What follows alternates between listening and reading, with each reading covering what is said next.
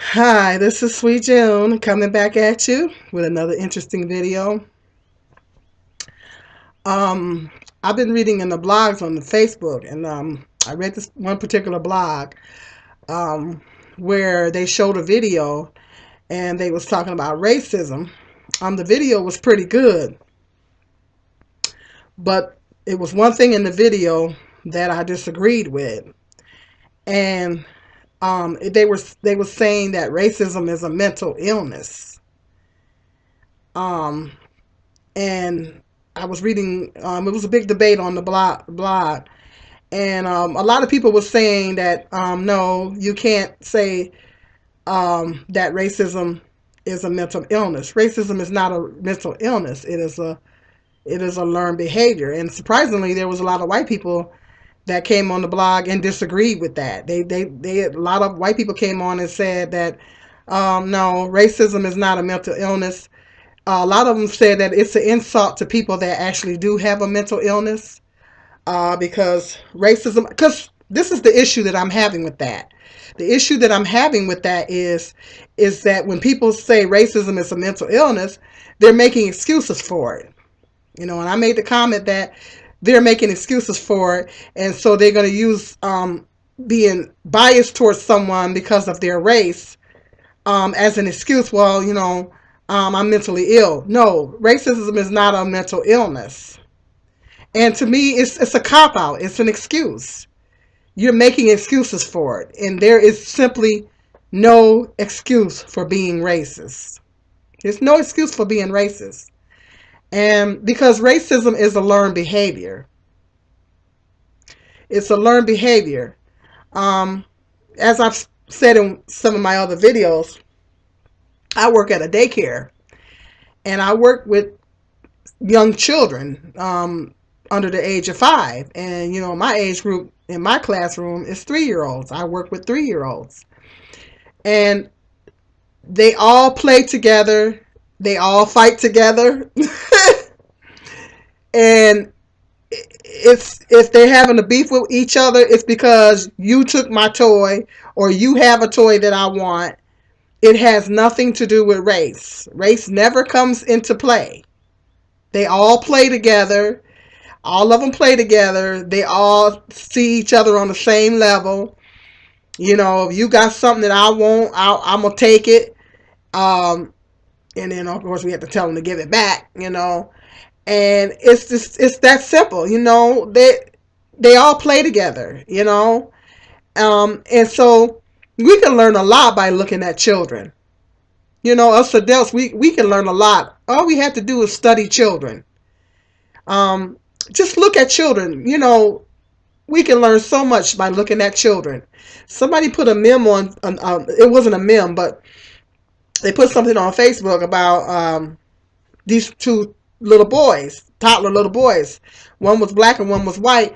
And they said that they thought that they could trick their teacher by getting the same haircut. I just thought it was the cutest thing. They said they thought that they could trick their teacher by getting the same haircut. They didn't. It didn't dawn on the little babies that the teacher could tell the difference because one was black and one was white. But it didn't occur to them. It didn't even occur to them that the teacher could tell the difference because of their skin color was different. See, children don't see color, and sometimes when I'm in at my daycare, sometimes the children call me by another teacher's name, and that other teacher happens to be white. See? Or they'll call that teacher my name. Now we know there's a difference, but to them, children see people. They see people. They don't see color. They see people. And I just think that that's the most beautiful thing. I just think that's the most wonderful and the most beautiful thing. We can learn a lot by studying children. Racism is a learned behavior. If that doesn't looking at young children, if that doesn't tell me anything, it tells me this. It tells me that racism is a learned behavior. Children are not born racist. It's when some idiot comes along, and I say idiot, if that idiot happens to be one of their parents, comes along and tells them that that there is a difference. Well, that kid you're playing with is black. And they start planting seeds in the child's head, and saying and planting seeds in that child's head, and all of a sudden you're forcing this child to see something that they didn't see before. All they know is that this is my friend, and we're playing together, and we fight together, and we like the same things. I like to play in the mud. He likes to play in the mud. I likes to climb trees. He likes to climb trees. And so that's all they see, until an idiot comes along and tells them that there's a difference, and that that person should be treated differently because of that difference. See?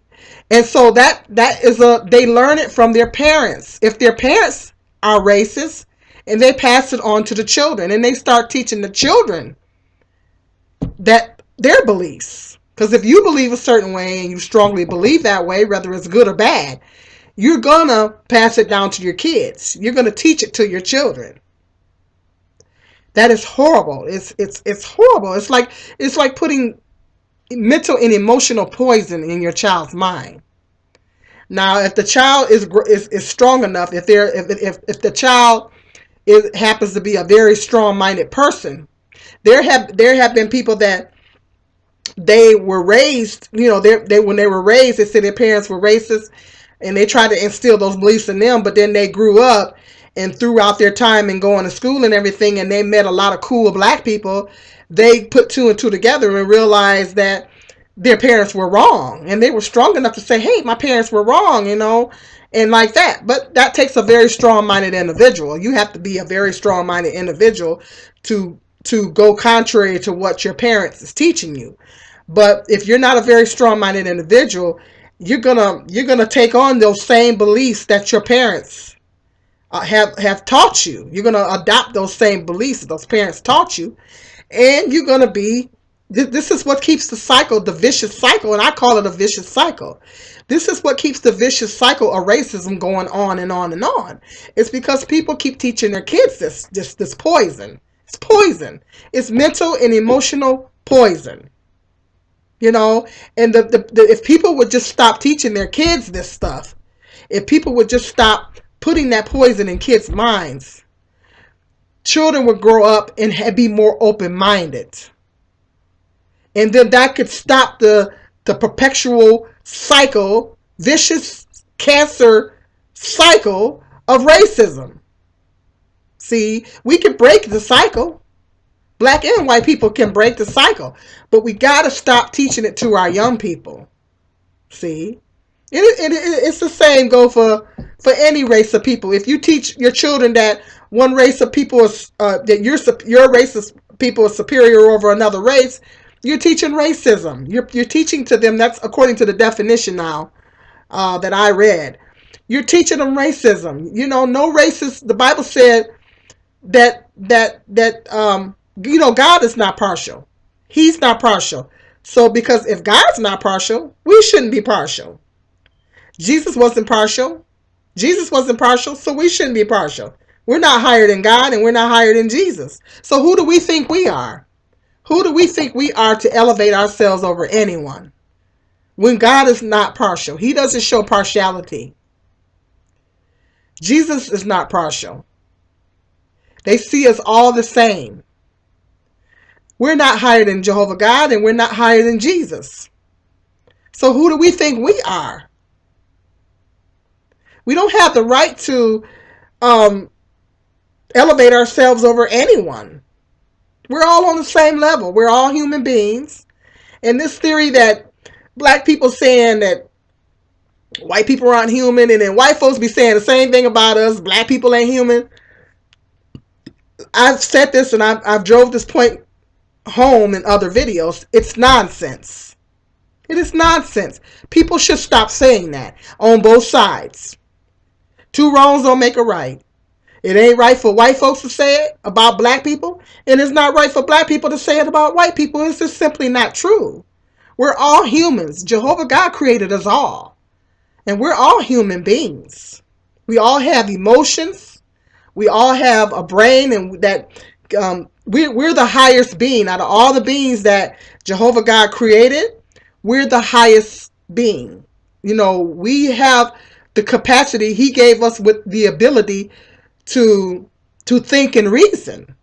See, he didn't give the animals the ability to think and reason, but he gave us the ability to think and reason. Animals act on instinct. We have the ability to think and reason. All of us human beings, regardless of race, color, or whatever, he gave us the ability to think and reason. So that's why out of all the beings and creatures that he created on the earth, we're the highest of all the beings. Because we have the ability. That's why he holds us to a high standard. He holds us human beings to a high standard, and he expects a whole lot out of us. He expects us to not lie, cheat, steal, hate. He expects us to be forgiving. He expects us to not commit immorality. He expects us to not hate people. See, Jehovah God has all those expectations of us. It's because he gave us the ability to think and reason. That's why. He doesn't have those expectations for animals because they act on instinct. He's not going to tell a tiger don't kill anybody. Well, the tiger ain't got sense enough to think, well, I shouldn't kill this other animal. Well, they're killing the animal probably for food, but tigers act on instinct. If they attack a human being, that means they're acting on instinct. He didn't give them the ability to think and reason, but he gave human beings the ability to think and reason, and this is why he holds us to a very high standard. He expects us to love thy neighbor. He expects us to forgive, to be forgiving. That's what he expects us to do. And he expects us to not be partial, because he's not partial. Jesus is not partial. So he expects us to not be partial. Who are we? We're not higher than God. We're not higher than Jesus. Who are we to show partiality? We're all on the same level. We're all on the same level. We're all human beings. We're all imperfect. All of us are imperfect. Every last one of us. We're all sinners. The only difference between us Christians is that we try really hard to live according to Bible standards. But at the end of the day, we're still sinners. We still fall short of the glory of God. We just try not to willfully sin. There's a difference between willful sin and, sinning, just imperfection. You're sinning because of imperfection, because you're imperfect. And Jehovah God knows the difference. If you know not to murder, then you're not going to go murder. If you know not to commit adultery, then you don't commit adultery because you know better. See, that's willful sin. If you know not to fornicate, then you're not going to go out there and willfully fornicate. If you know that, if you're a Christian and you know that God says don't do it, he's against it, then you're not going to willfully go out there and do it. So, it's the difference between willful sin and just sinning because of a mere imperfection. And so, this theory that racism is a mental illness, no. It gives too much room for excuses. If you tell a racist person that it's a mental illness, this is what can happen. I tell you what can happen. That racist person that have a lot of hatred in their heart can go kill a black person and then say, well, I snapped. I thought that they were going to attack me. I thought that they were going to rob me. Just like there was a story, I don't know if you guys heard the story, of this lady that shot some black males. She actually shot one of them. One of them winded up in the hospital, and I pray to God they don't give you updates about something happened to black people. They don't never give you no updates. If you guys have heard that story, and if you've heard of an update on the young man, please let me know in the comment section if you heard of any updates on this young man, to see if this young man is okay. I know she shot the young man, and the young man winded up in the hospital. I don't know how he's doing. They don't never give you updates, you know, when it comes to black people. And so she talking about they were throwing rocks at her house and all this kind of stuff, allegedly. You know, um, if you tell white people that racism is a mental illness, then that gives them that you're giving them to permission to kill black people, to hurt black people, and to maim black people, and then say, just simply say, well, I snapped. I thought they were going to attack me. And it doesn't matter if this black person is walking down the street, minding their own business, or driving around in their car, minding their own business, and a white person decides that they want to just walk up and shoot the black person and simply tell a lie and say, well, I thought that they were going to hurt me. I thought they were going to kill me, and I just snapped. And then, next thing you know, they get off the hook because our judicial system is racist. And they get off the hook.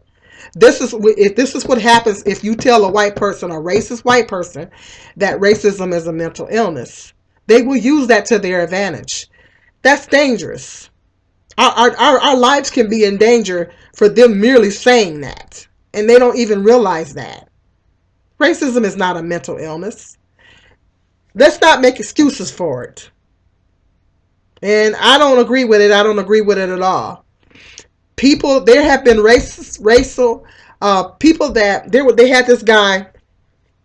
He was on TD Jakes, I think. He was a part of a racial hate group, a white guy. He was a part of a racial hate group. And this black guy came along, and he somehow met this black guy, and this black guy started talking to him and everything like that. And the black guy managed to touch his heart. And the white man had a change of heart. He had a change of heart. It was a beautiful story. He had a change of heart, and they both were on or maybe it was the Steve Harvey show. I think it was either the Steve Harvey show or the it could have been the Steve Harvey show. He said they had a change of heart, and he said, this man is my brother. He had the black guy and the white guy on there, and the white guy said, this man is my brother. And he said, he started crying, and he said, I thank him so much for changing. He's changed my life. And I've heard other stories. That's not the only story. I've heard other stories of this one white guy was in a skinhead, and he had tattoos and swastikas all over his body. He got out of that. He had a change of heart and got out of the group. And he do you know he went and had every last one of them tattoos removed off his body? And he said it was very painful. But he said it was very painful, but he said it's nowhere near the pain that I've inflicted on people of other races. He said, I'd rather endure this pain. But he said it ain't nowhere near the pain that I've inflicted on other races when I was in ignorance. I thought that was a beautiful thing. I've heard other stories of white people that were in racial hate groups. They got out. They had a change of heart. So racism is not a mental illness. Anybody can change. Anybody can change. And you know who can help you make that change. God can help you make that change. Jehovah God can help you to change. But you got to call on him, and you have to want him to help you. That's what those guys did. They appealed to Jehovah God. And God helped them. Only God is the reader of hearts. He's the only one that can read hearts. And those guys had a change of heart, and they turned their lives around, and they realized that, you know, black people, that it was wrong for them to hate black people or any people. Usually when those guys are in those groups, they hate anybody that's not white. So it's not just black people, but it's other races as well. And they completely changed it. So that lets me know right there that it's a learned behavior, and it can be changed. You can change. If you're a racist, and you can change. You can change. It is not a mental illness. Absolutely not. And I wish they would stop saying that. It's not a mental illness. And like I said, surprisingly, there's a lot of white people that came on this blog, and they said the same thing. They said that that's a slap in the face to people that really do have mental health issues. Racism is not a mental illness. Okay, well, let me know in the comment section what you guys think. But that's what's being said about racism lately. It's like they're making excuses for it, and there is simply no excuse to be racist. So let me know in the comment section what you guys think. This is make sure you like and share my videos. This is Sweet Jill.